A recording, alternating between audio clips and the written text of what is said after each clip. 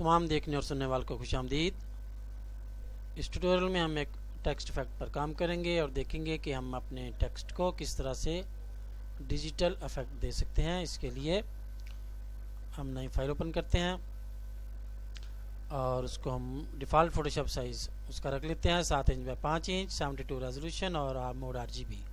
Background जौन सा मर्जी रखें उसको बाद में हम चेंज भी कर सकते हैं। और इसको डबल क्लिक से मैक्सिमाइज कर लिया और लेयर्स पैलेट के ऊपर भी डबल क्लिक किया ब्लू एरिया में, तो वो भी अनफोल्ड हो गया। यहाँ पर अब हम टेक्स्ट टूल से अपना जो टेक्स्ट है वो लिखेंगे।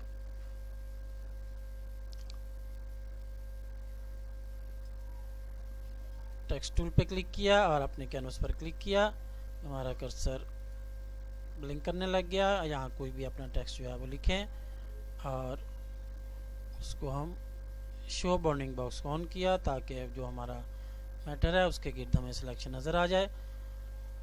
और इसको अब हम ये करेंगे, सिलेक्शन नज़र आ रही है तो नीचे वाले बटन को मैंने उसके ऊपर कर्सर रखा और लेफ़्ट क्लिक प्रेस किया और अल्ट की कीबोर्ड से प्रेस रखते हुए मैंने इसको जब खींचा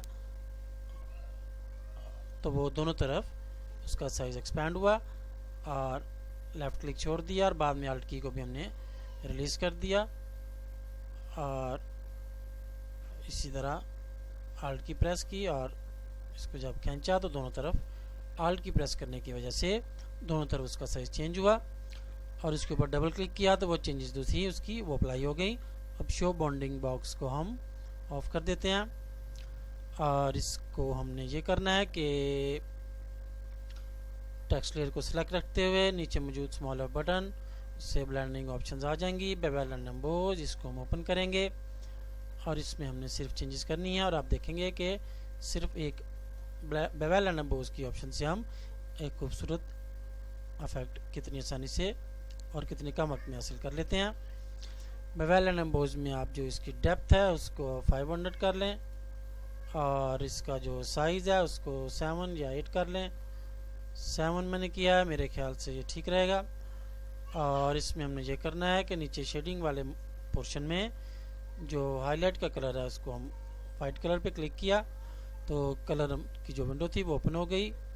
इसमें से हम जो है कोई भी लाइट कलर यहाँ से सिलेक्ट कर लेते हैं और इसको ओके कर देते हैं। और अब हमने ये करना है कि बेवेल एंड एम्बोस में जो नीचे उसके दो ऑप्शन हैं कंटूर और टेक्सचर को क्लिक किया तो यहाँ पर टेक्सचर जो एलिमेंट हैं वो ओपन हो गए। यहाँ क्लिक करने से ये टेक्सचर हमारे ओपन हो गए। अगर ये आपको नज़र ना आ रहे हो तो यहाँ मौजूद स्मॉल ट्रायंगल को प्रेस करें और यहाँ से पैटर्न्स को लोड कर लें, ओके करें तो वो ये हमारे पास ये वाली लिस्ट ओपन हो जाएगी। ये डिफ़ॉल्ट में ही एडोबी फोटोशॉप 7 के जो डिफ़ॉल्ट में जो टेक्सचर मौजूद हैं ये वही हैं। इनको हम वैसे एक्सटर्नली किसी जगह से भी यहाँ पर ऐड कर सकते हैं।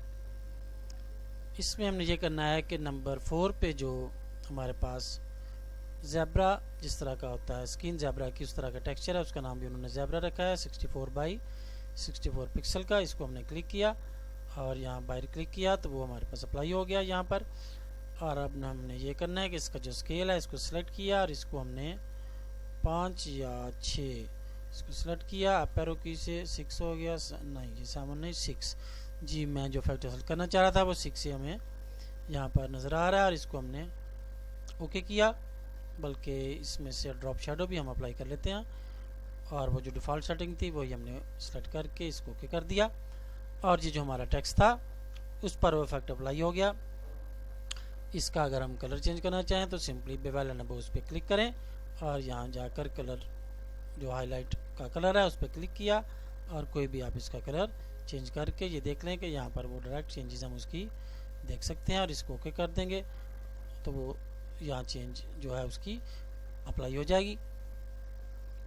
अब इसका जो इंटर कैरेक्टर स्पेसिंग है वो मुझे अगर चेंज करनी है तो मैं टेक्स्ट मोड में टेक्स्ट के टूल को सेलेक्ट करके यहाँ जो ऊपर हमारे पास ये एक बटन नमूदार हो गया toggle the character and paragraph palettes, इसको क्लिक किया तो ये जो कैरेक्टर और पैराग्राफ में से कैरेक्टर वाली जो टैब है इसमें जी है हमारे पास इंटर करेक्टर स्पेसिंग, इसको 75 किया तो ये ऑटोमेटिक थोड़ी कम हो गई, 50 करेंगे तो और कम हो जाएगी जी।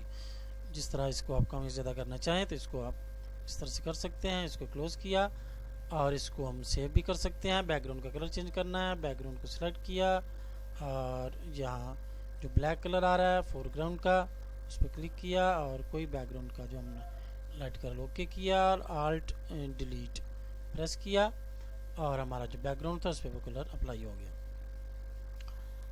और इसका हम जो इफेक्ट है इसको सेव भी कर सकते हैं। इसके लिए इस लेयर को सिलेक्ट किया और स्टाइल्स पैलेट में जाकर यहाँ जब हम अपना कर्सर लेके आएंगे तो ऑटोमेटिक हमें पेंट बकेट जो है उसका सिंबल नज़र आएगा।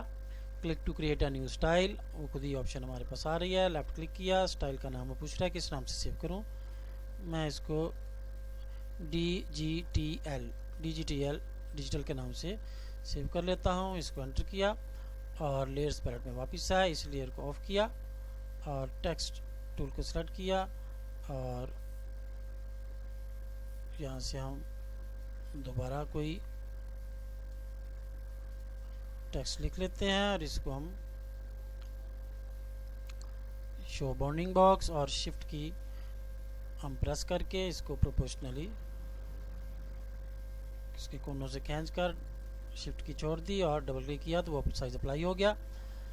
और इसमें हम अब जाएंगे दोबारा स्टाइल्स पैलेट में।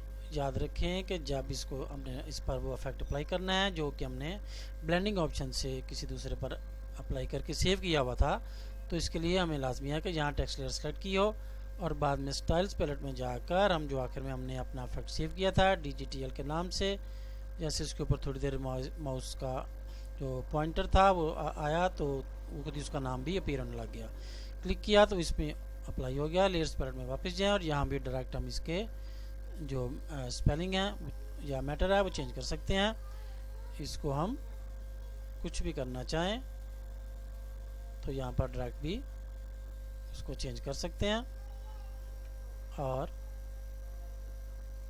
यहाँ पर रिजल्ट देख सकते हैं। इससे हमें ये फ़ायदा होगा कि दूसरी बार या अंदर जितनी दफ़ा भी हमने ये इफेक्ट किसी टेक्स्ट पर अप्लाई करना होगा हमें बार बार वो अप्लाई नहीं करना पड़ेगा, हम डायरेक्ट एक सिंगल क्लिक से उस पर अप्लाई कर देंगे अगर हमने सेव किया होगा तो।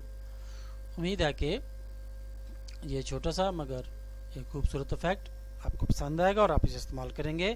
फिर मिलते हैं